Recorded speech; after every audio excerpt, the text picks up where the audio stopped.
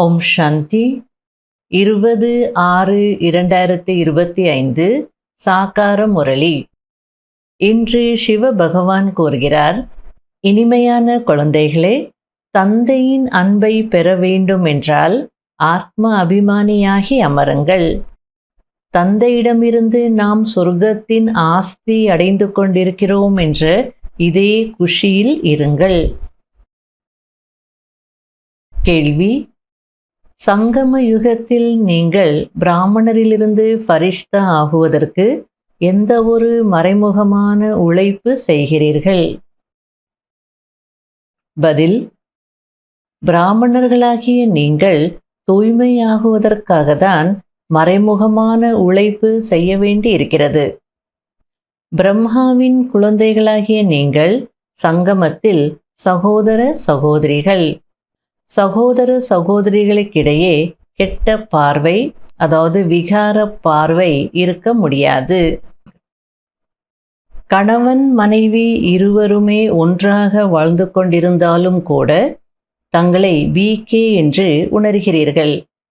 இந்த நினைவின் மூலம் எப்போது நீங்கள் முழுமையாக தூய்மையாகுவீர்களோ அப்போது ஃபரிஷ்தா ஆக முடியும்.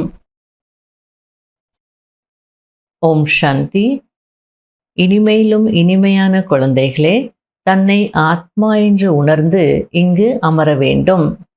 இந்த ரகசியத்தை குழந்தைகளாகிய நீங்களும் புரிய வைக்க வேண்டும். ஆத்ம அபிமானியாகி அமர்ந்தீர்கள் என்றால் தந்தையிடம் அன்பு இருக்கும். பாபா நமக்கு ராஜயோகம் கற்பிக்கிறார். பாபாவிடமிருந்து நாம் சொர்க்கத்தின் ஆஸ்தி எடுத்துக்கொண்டிருக்கிறோம்.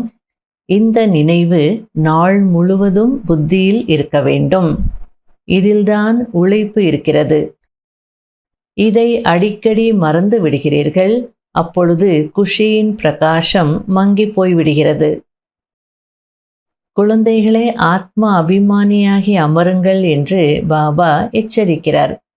தன்னை ஆத்மா என்று உணருங்கள். இப்பொழுது இது ஆத்மாக்கள் மற்றும் பரமாத்மாவின் மேளா, அதாவது சந்திப்பின் திருவிழா அல்லவா? அதாவது சந்திப்பின் திருவிழா அல்லது நினைவு யாத்திரை அல்லது பாபாவை நினைவு செய்வதற்கு எல்லாவற்றிற்கும் ஆதாரம் ஆத்ம உணர்வு. அதனால்தான் பாபா தன்னை ஆத்மா என்று உணருங்கள் அப்படின்னு சொல்றார். இங்கே அமரும் போது ஆத்மா உணர்வில் அமருங்க அப்படின்றார்.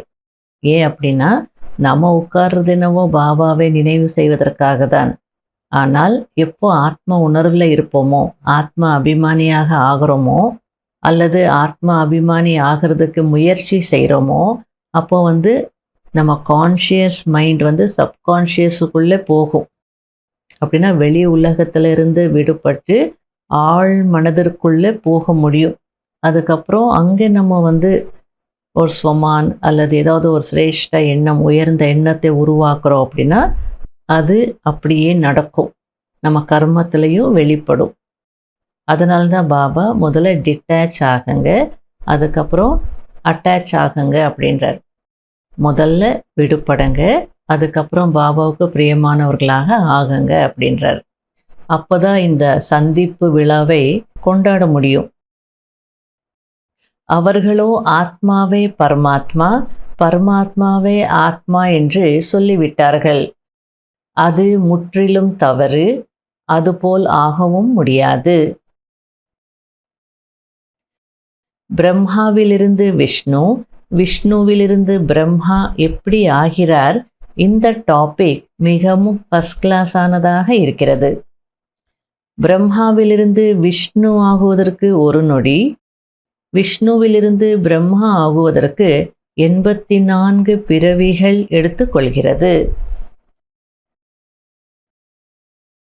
உங்களுடையது இது ஆன்மீக யாத்திரை. இதை நீங்கள் புத்தியின் மூலம் செய்கிறீர்கள். அதாவது ஸ்தூலத்திலிருந்து சூக்ஷ்மத்தை நோக்கி செல்வதற்கான யாத்திரை. ஸ்தூல யாத்திரையில் தீர்த்த ஸ்தலங்களுக்கு சென்று பிறகு திரும்பி வருகிறார்கள். அது அரைக்கல்பம் நடக்கிறது. இந்த சங்கம யுகத்தின் யாத்திரை ஒரே ஒரு முறைக்கானதாகும். நீங்கள் சென்று மரண உலகத்திற்கு திரும்பி வர மாட்டீர்கள். தூய்மையாக ஆகி பிறகு நீங்கள் தூய்மையான உலகத்திற்கு வர வேண்டும். எனவே நீங்கள் இப்பொழுது தூய்மையாக ஆகிக் கொண்டிருக்கிறீர்கள். ஞானக்கடலை தவிர வேறு யாருமே புரிய வைக்க முடியாது. ஞான மனனம் செய்து, அதாவது ஞான சிந்தனை செய்து பிறகு அமர்ந்து எழுதுங்கள், பிறகு படியுங்கள். அப்பொழுது இந்த வார்த்தைகளை சேர்க்க வேண்டும் என்ற எண்ணம் வரும். அதாவது ஒரு லெக்சர் கொடுக்கணும் அப்படின்னா முதல்ல நீங்கள் ஞான சிந்தனை செய்யணும், அதுக்கப்புறம் எழுதணும், அதுக்கப்புறம் திரும்பி படிக்கணும். அப்போதான் இந்த வார்த்தைகள் சேர்க்கணும் அப்படின்னு தோணும் அப்படின்றார். சத்யுகம் என்பது விகாரமற்ற உலகம், கலியுகம் என்பது விகாரங்கள் நிறைந்த உலகம். இந்த இரண்டு வார்த்தைகள் கூட எந்த மனிதர்களுடைய புத்தியிலும் இல்லை. இல்லை என்றால் விகாரியிலிருந்து நிர்விகாரியாக எப்படி ஆகிறோம் என்பது அவசியம் புத்தியில் இருக்க வேண்டும். எனவே அவசியம் சங்கம யுகத்தை காண்பிக்க வேண்டி இருக்கிறது. அதாவது அந்த சங்கம யுகத்தை காட்டும் போது நம்ம எப்படி காட்டுறோம்? ருத்ர ஞான யஜ்யத்தை காட்டிட்டு அதில் ஒரு ஆண் பெண் உட்கார்ந்து விகாரங்களை சுவாகா செய்கிற மாதிரி காட்டிருக்கிறோம். இது காட்டினால்தான் புரியும் அப்படின்றார். இந்த பக்கம் இருக்கிறது கலியுகம், இந்த பக்கம் இருக்கிறது சத்தியுகம். கலியுகத்திலேருந்து சத்தியுகத்துக்கு போகணும்னா இடையில நம்ம விகாரங்களை பண்ணணும், தூய்மை ஆகணும் அப்படின்னு இந்த சங்கம யுகத்தை காட்ட வேண்டி இருக்கு அப்படின்றார். இது பற்றி யாருக்குமே தெரியாது. மனித ஆத்மா மற்றும் பரமாத்மாவை யதார்த்தமாக அறியாமல் இருக்கிறார்கள். அதிசயமான நட்சத்திரம் பிரகாசிக்கிறது என்று மட்டும் சொல்லிவிடுகிறார்கள். இப்பொழுது என் ஒருவனை நினைவு செய்யுங்கள் என்று தந்தை கூறுகிறார். இப்பொழுது குழந்தைகளாகிய உங்களுடைய புத்தியில் முழு ஞானமும் இருக்கிறது. ஒன்று பக்தியின் படகு, இன்னொன்று ஞானத்தின் படகு என்பதை நீங்கள் அறிந்திருக்கிறீர்கள். ஞானம் வேறு, பக்தி வேறு. அடுத்தது பாபா, ஆலமரம் இருக்கிறதல்லவா, வேர் பகுதி இல்லை, மற்றபடி முழு விருட்சமும் நின்றிருக்கிறது. தேவி தேவதா தர்மம் கூட முடிந்து போய் விட்டிருக்கிறது, முற்றிலும் அழுகி போய் விட்டிருக்கிறது. வேறு பகுதியும் இல்லை, அடிமரமும் இல்லை, அழுகி போயிருக்கு இந்த மனித சிருஷ்டி மரம் அப்படின்னு சொல்லிட்டு இருக்கிறார். சிவபாபாவை பற்றி கூட யாருக்கும் தெரியாது. ரெண்டாவது, தேவதா தர்மமும் மறைந்து போயிருக்கு. அந்த தேவதா தர்மத்தை பற்றியோ அந்த தூய்மை பற்றியோ யாருக்கும் தெரியாது அப்படின்றார்.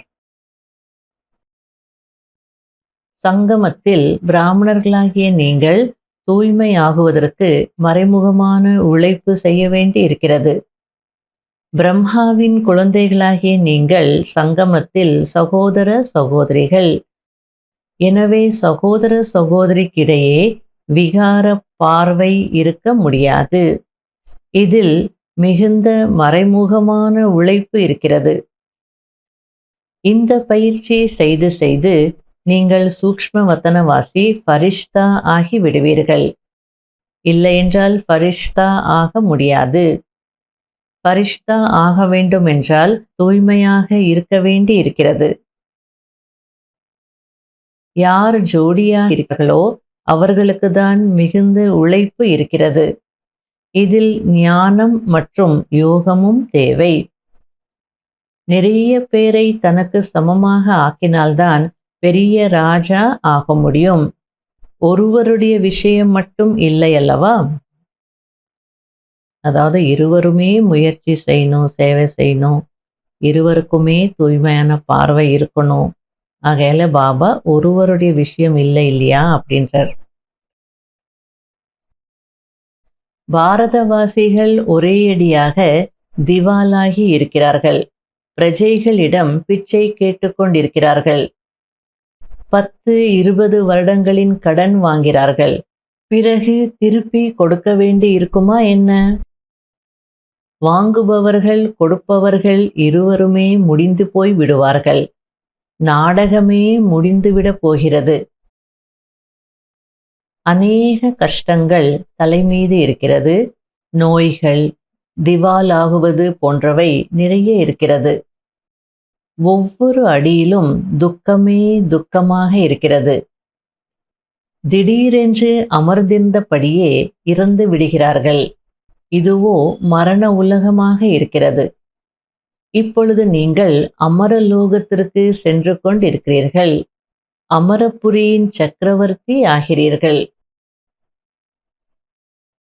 இனிமையிலும் இனிமையான தேடி கண்டெடுக்கப்பட்ட செல்ல குழந்தைகளுக்கு மாத்பிதா பாப் தாதாவின் அன்பு நினைவுகள் மற்றும் குட் மார்னிங். ஆன்மீக குழந்தைகளுக்கு ஆன்மீக தந்தையின் நமஸ்காரம். கடைபிடிக்க வேண்டிய முக்கியமான சாராம்சம். முதல் பாயிண்ட், சிந்தனை கடலை கடைந்து பிரம்மாவிலிருந்து விஷ்ணு எப்படி ஆகிறார் என்ற இந்த தலைப்பில் பேச வேண்டும். ஞான மனனம் செய்வதில் புத்தியை பிஸியாக வைக்க வேண்டும். இரண்டாவது பாயிண்ட், ராஜ்ய பதவி அடைவதற்கு ஞானம் மற்றும் யோகத்தின் கூடவே தனக்கு சமமாக ஆக்கும் சேவையையும் செய்ய வேண்டும்.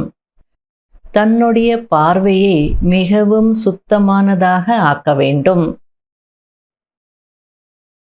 வரதானம்.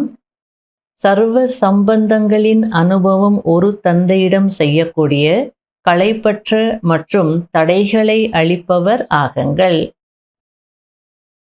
எந்த குழந்தைகளின் அனைத்து சம்பந்தங்களும் ஒரு தந்தையிடம் இருக்கிறதோ அவர்களுக்கு மற்ற அனைத்து சம்பந்தங்களும் பெயரளவிற்கு அனுபவமாகும். அப்படின்னா ஏதோ பெயருக்கு நம்ம இங்கே இருக்கிறோம், இந்த சம்பந்தத்தில் இருக்கிறோம், ஆனால் உண்மையான அனைத்து சம்பந்தம் ஒரு பாபாவிடம்தான் அப்படின்னு இருப்பாங்க. அவர்கள் சதா குஷியில் நடனமாடக்கூடியவர்களாக இருப்பார்கள். ஒருபோதும் களைப்பின் அனுபவம் செய்ய மாட்டார்கள். களைப்பற்றவர்களாக இருப்பார்கள். தந்தை மற்றும் சேவை இந்த ஈடுபாட்டில் மூழ்கி இருப்பார்கள். தடைகளின் காரணத்தினால் நிற்பதற்கு பதிலாக சதா தடைகளை அழிப்பவர்களாக இருப்பார்கள். ஐயோ தடை வந்துடுச்சே என்ன பண்ணுறது அப்படின்னு நினைக்க மாட்டாங்க. இந்த தடையை அழிச்சிட்டு நம்ம முன்னேறணும் அப்படின்னு தான் நினைப்பாங்க. அனைத்து சம்பந்தங்களின் அனுபவம் ஒரு தந்தையிடம் இருக்கின்ற காரணத்தினால் டபுள் லைட்டாக இருப்பார்கள். எந்த சுமையும் இருக்காது. அனைத்து புகார்களும் முடிந்துவிடும். முழுமை நிலையின் அனுபவம் ஏற்படும். சகஜ யோகியாக இருப்பார்கள். ஸ்லோகன். என்ன அளவிலும் கூட ஏதாவது தேகதாரியின் பக்கமாக ஈர்க்கப்படுவது என்றால் நம்பகமற்றவர்களாக ஆகுவதாகும். அதாவது ரொம்ப சூக்ஷ்மமாக பாபா புரிய வச்சிட்டு இருக்கிறார். என்ன அளவில் கூட ஏதாவது தேகதாரியின் பக்கமாக ஈர்க்கப்படுறோம் அப்படின்னாலே பாபாவுக்கு நம்ம நம்பிக்கை துரோகம் செய்ததாக அர்த்தம் அப்படின்றார். அதுக்கு பாபா ஒரு வார்த்தை பேவஃபா அப்படின்னு சொல்கிறார். நமக்கு பாபா மீது அன்பு இருக்குது, காதல் இருக்குன்னா என்ன அளவில் கூட யார் மீது, எந்த தேகதாரி மனிதர்கள் மீது அட்ராக்ஷன் இருக்கக்கூடாது. அப்படி இருந்ததுன்னா பாபாவுக்கு நம்ம டிஸ்லாயலாக இருப்போம். அப்படின்னா பாபாவின் அன்பிற்கு நம்ம துரோகம் பண்ண மாதிரி அர்த்தம். அப்போ நம்ம உண்மையான நாயகியாகவோ உண்மையான காதலியாகவோ இல்லைன்னு தான் அர்த்தம். அவ்யக்த சமிகை. எப்படி விண்வெளி வாகனத்தில் செல்பவர்கள் உயர்ந்த இடத்தில் இருக்கின்ற காரணத்தினால் முழு பூமியின் சித்திரத்தை எங்கு எடுக்க விரும்புகிறார்களோ எடுக்க முடிகிறது. அதேபோல் சைலன்ஸின் சக்தியின் மூலம், உள்நோக்கு முகம் என்ற வாகனத்தின் மூலம், மனதின் சக்தியின் மூலம் எந்த ஒரு ஆத்மாவையும் சரித்திரவானாக உயர்ந்த ஆத்மாவாக ஆகுவதற்கான தூண்டுதல் கொடுக்க முடியும். ஓம் சாந்தி.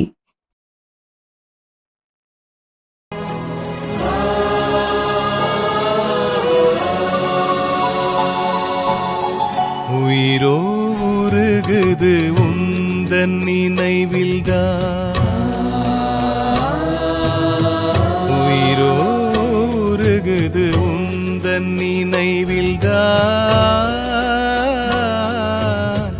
உயிரோ உருகுது உந்தன் நினைவில்தான் பாபா உன்னை நினைத்தாலே பிறவிகள் தோறும் செய்த பாவங்கள் நொடியினில் பஸ்மம் ஆகிறதே நொடியினில் பஸ்மம் ஆகிறதே ஆவோ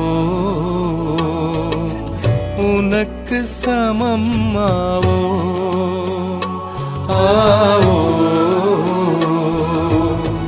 உனக்கு சமம் ஆவோ உயிரோ உருகுது உந்தன் நினைவில்தான்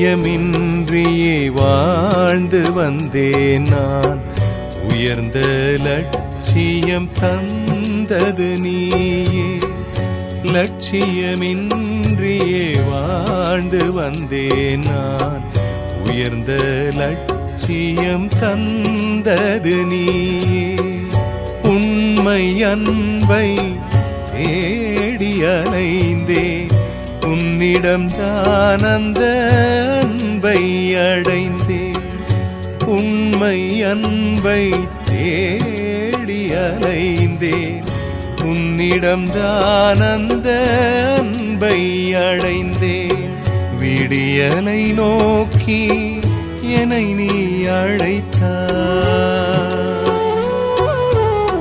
விடியலை நோக்கி என்னை நீ அழைத்தாய் பாபா உனை நான் மறவேனே பிறவிகள் தோறும் செய்த பாவங்கள் நொடியினில் பஸ்மம் ஆகிறதே இனில் பஸ்மம் ஆகிறதே ஆவோ உனக்கு சமம் ஆவோ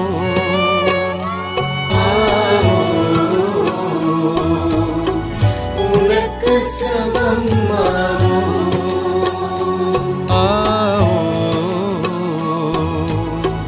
உனக்கு சமம் ஆவோ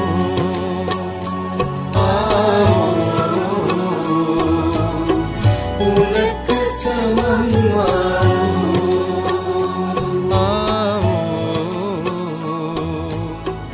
உனக்கு சமம் ஆவோ